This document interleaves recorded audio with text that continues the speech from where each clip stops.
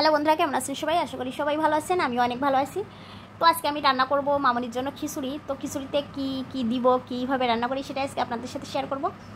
আমি এখানে দিয়ে দিয়েছি চাল আর ডালটা আমি কিছুক্ষণ ভিজিয়ে রাখছিলাম, ভিজিয়ে রাখার পরে নিয়ে নিয়েছি। তারপর দিয়ে দিলাম মিষ্টি কুমড়া, আলু। আমি এগুলোই দিব, আর বেশি কিছু দিব না, কারণ বেশি কিছু দিলেও খেতে চায় না। এটাই তাই খাবে কি না লাস্ট পর্যন্ত দেখলে আপনারা বুঝতে পারবেন।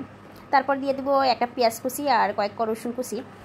যে আমি ফার্স্ট করতেছি আর আপনাদের সাথে শেয়ার করতেছি এমন না, কিন্তু আমি কিন্তু মাঝে মাঝে ওর জন্য এটা ট্রাই করে থাকি, মানে ওকে খাওয়ানোর চেষ্টা করি আর কি। ও খাইতে চায় না, তারপরেও চেষ্টা করি যাতে এক সময় না এক সময় খায় আর কি, খাওয়ার রুচি আসে। আর সব কিছু অল্প পরিমাণে দিয়েছি, কারণ ওর রুচি খুবই কম, খাইতে চায় না। তো আমি সর্বপ্রথম এখানে দিয়ে দিচ্ছি লবণ, তারপর হলুদ গুঁড়া। আমি মরিচ গুঁড়া ইগনোর করব, প্লাস মরিচটা, কারণ ও একদমই ঝাল খেতে পারে না। আমি এখানে কোনো বাটা মশলা ইউজ করব না, কারণ মশলা এমনিতেই বাচ্চাদের জন্য ক্ষতিকর। তারপরে এখানে দিয়ে দিলাম ধনিয়া গুঁড়া, একটা তেজপাতা, একটা দারচিনি আর 2-4টা জিরা, মানে না দিলে নয় তাই আর কি, আস্তে আস্তে দিয়ে দিচ্ছি সব কিছু। এভাবে রান্না করলে কিন্তু টেস্টিও হয় প্লাস স্বাস্থ্যসম্মত। তো এবার আমি দিয়ে দিব সরিষার তেল। আমরা সরিষার তেলই খাই, সয়াবিন খাই না। তো তারপর আমি এগুলো ভালো মতো মিক্সড করে নিব।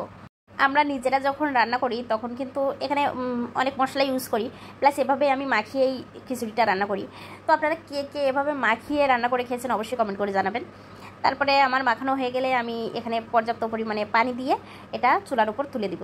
তারপর আমি ঢাকনাটা দিয়ে চুলাটা অন করে এভাবেই রেখে দিব যতক্ষণ না এটা সিদ্ধ হয়। তো এটা কিন্তু আমি সকালের টাইমে করতেছি ঘুমের থেকে উঠে। আর এদিকে দেখো আমার কিন্তু প্রচুর পরিমাণে ক্ষুধা লেগে যায় সকালে ঘুমের থেকে উঠে, কিছু না খাইলেও হয় না। তো আমি এখানে একটু কিছু খেয়ে নিচ্ছিলাম, এখন খেয়ে আবার আমাদের জন্য রান্না করা লাগবে, আমরাও তো খাবো না। রান্না করতে তো মিনিমাম 1 ঘন্টা লাগবে, আর আমি ঘুমের থেকে উঠছি 8টার সময়।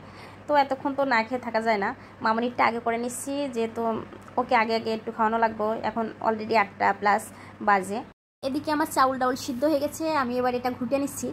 আর এক হাত দিয়ে ঘোটাঘুটি করতেছি, এক হাতে ক্যামেরা ধরে আছি, এক হাতে ভালো মতো ঘুরতেও পারতেছি না, কি আর করা লাগতেছে আর কি। তো আসলে আমি ভয়েস ওভার দিতে প্লাস বড় ভিডিও করতে আমার ভীষণ পরিমাণে বিরক্ত ফিল হয়, তারপরেও কিছু করার নেই, মাঝে মাঝে 2-1টা দেওয়া লাগে। দেখো এটা তো আমার বাবা, খাওয়াইতে গেলে কি যে এক বিরক্ত।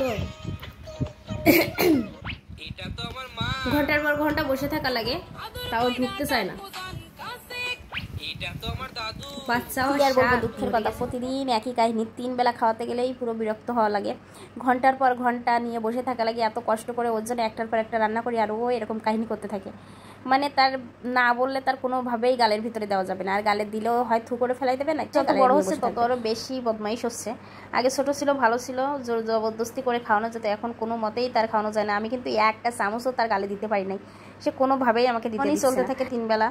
তো ওর আগের ছবি আর এখনকার ছবি আপনারা দেখলে বুঝতে পারবেন আগে কি ছিল। একটু হাতে লাগাই ফেলেছে, ভালো হয়েছে। একটু মুছা দিচ্ছি, আমি মুছা দিচ্ছি, ধুয়ে দিচ্ছি, ধরো ধরো, ধুয়ে দিচ্ছি। কি যে এক বিরক্ত খাওয়াইতে গেলে। নাও নাও, আমি ধুয়ে দিচ্ছি, জল নিয়ে আসি, ধরো ধুয়ে দিচ্ছি।